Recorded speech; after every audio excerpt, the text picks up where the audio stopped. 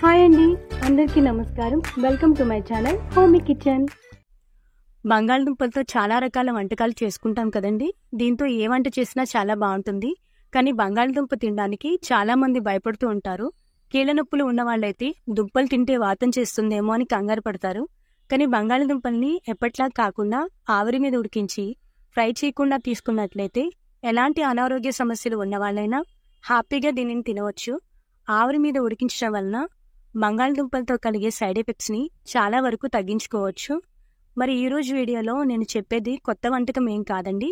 అందరికీ తెలిసిన బంగాళదుంప పోపుని అందరూ తినగలిగేలాగా ఆరోగ్యకరమైన పద్ధతిలో ఎలా చేసుకోవాలో చూపించబోతున్నాను.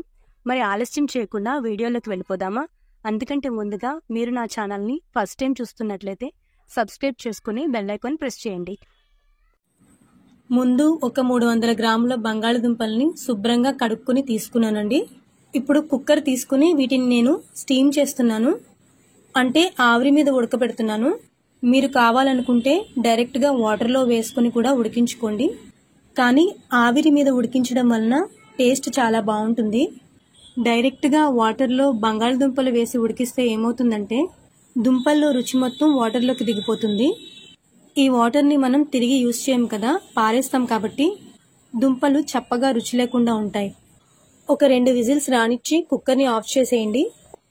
ఎలాగో కుక్కర్లో వేడి తగ్గేంత వరకు మనం ఓపెన్ చేయం కాబట్టి ఆ వేడికి దుంపలు ఉడికిపోతాయి. ఇలా చేయడం వలన గ్యాస్ సేవ్ చేసుకున్న వాళ్ళం అవుతాం. ఇంకా ఎక్కువ ఉడికించడం వలన దుంపలు మెత్తగా అయిపోయి టేస్ట్ సరిగ్గా రాదు. అంటే ముక్కలుగా ఒక 80% వరకు ఉడికితే చాలండి, మెత్తని పేస్ట్లా అయిపోకూడదు. దుంపలు చల్లారిన తర్వాత వీటి పొట్టు ఒలుచుకొని చిన్న చిన్న ముక్కలుగా కట్ చేసుకొని ఒక ప్లేట్లోకి తీసుకొని పెట్టుకోండి. ఇప్పుడు దీంట్లో కొన్ని మసాలాలు వేస్తున్నాను. అవేంటంటే రుచికి సరిపడినంత ఉప్పు, 1 టేబుల్ స్పూన్ కారం, 1/2 టేబుల్ స్పూన్ పసుపు, 1/2 టీ స్పూన్ ధనియాల పౌడర్, 1/2 టీ స్పూన్ జీలకర్ర powder, 1/2 teaspoon garam masala, 1 spoon కరివేపాకు పౌడర్ వేసుకుంటున్నానండి. ఈ కరివేపాకు పౌడర్ని ఇంట్లోనే హెల్తీగా ఎలా తయారు చేసుకోవాలో ఆల్రెడీ మన ఛానల్లో చూపించానండి. చూడని వాళ్ళు ఎవరైనా ఉంటే ఆ లింక్ డిస్క్రిప్షన్ బాక్స్లో ఇస్తాను, ఒకసారి చూడండి. ఇప్పుడు 2 టేబుల్ స్పూన్ల నువ్వులను కూడా వేసుకోవాలి. అలాగే 1 స్పూన్ బియ్యం పిండిని కూడా వేసుకోండి. చివరిగా 1 టేబుల్ స్పూన్ ఆయిల్ కూడా వేసుకొని మసాలాలన్నీ దుంపలకి పట్టేలాగా బాగా కలుపుకోండి. ఇప్పుడు స్టవ్ మీద పాన్ పెట్టి ఇలా కలుపుతున్న పాన్ వేడైన తర్వాత 2 టేబుల్ స్పూన్ల నెయ్యిని కానీ నూనెని కానీ వేసుకోండి.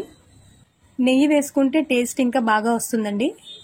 నెయ్యి వేడైన తర్వాత మీరు ఎప్పుడు రెగ్యులర్గా వేసుకునే పోపు దినుసులు వేసుకోండి. కరివేపాకు కూడా వేసుకున్న తర్వాత ముందుగా కలిపి పెట్టుకున్న బంగాళదుంపలను ఈ పోపులో వేసి గరిటెతో కలపకుండా ఇప్పుడు చూపిస్తున్న విధంగా టాస్ చేసుకోండి. ఫ్రై చేయకూడదండి, జస్ట్ ఇలా ఒక 2 నిమిషాల పాటు టాస్ చేసుకోండి.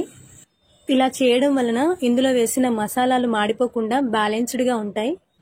అంతేకాకుండా మనం వాటర్ యాడ్ చేయట్లేదు కాబట్టి ఫ్రై చేసుకోవడం మంచిది కాదు. తర్వాత 1 నిమ్మకాయలో సగం వద్ద పిండుకోండి. ఇప్పుడు స్టవ్ ఆఫ్ చేసుకొని తరిగి పెట్టుకున్న కొత్తిమీరను వేసుకోండి. కొత్తిమీర ఎప్పుడు స్టవ్ ఆఫ్ చేసుకున్న తర్వాతే వేయాలండి, అప్పుడే టేస్ట్ బాగుంటుంది, స్మెల్ కూడా బాగుంటుంది.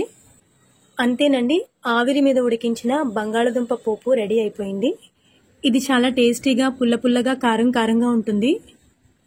ఎప్పుడైనా రసం కానీ సాంబార్ కానీ చేసుకున్నప్పుడు దానిలోకి కాంబినేషన్ కర్రీలా చాలా బాగుంటుందండి.